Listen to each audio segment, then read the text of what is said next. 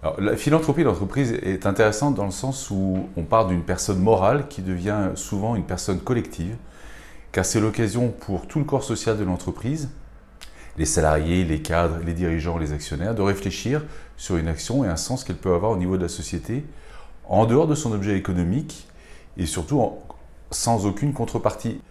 Et c'est l'occasion, dans le sens de faire société, d'avoir une vraie réflexion dans l'entreprise sur quelles sont les valeurs que j'ai, que je publie et que je communique, et celles que véritablement je vais incarner à travers mon action philanthropique pour des parties prenantes qui ne sont pas des gens avec qui je vais avoir des échanges commerciaux.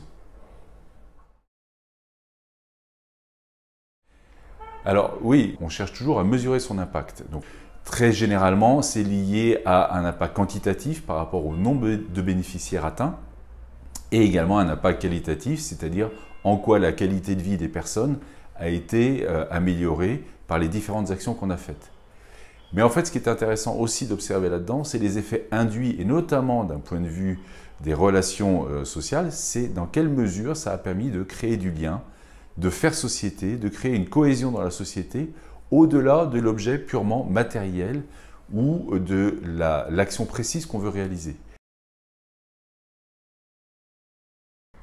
Oui, nous avons eu plusieurs expériences extrêmement inspirantes. Il y a eu l'histoire avec Palladium qui nous avait proposé des lots de chaussures dépareillées. Et donc, avec plusieurs entreprises partenaires, on avait organisé des grosses sessions de répartition de ces chaussures, réassemblage des bonnes paires pour envoyer des containers entiers en direction du Liban. Et ça a été plusieurs entreprises qui ont été impliquées là-dedans et extrêmement motivées avec toutes leurs équipes. J'ai un autre exemple aussi, c'est une association que nous soutenons qui s'appelle Projet en Signe, qui va associer des chefs d'entreprise et des jeunes en décrochage ou en difficulté d'orientation et les emmener pendant une semaine à aller faire des stages en montagne et également les former à un retour à l'emploi.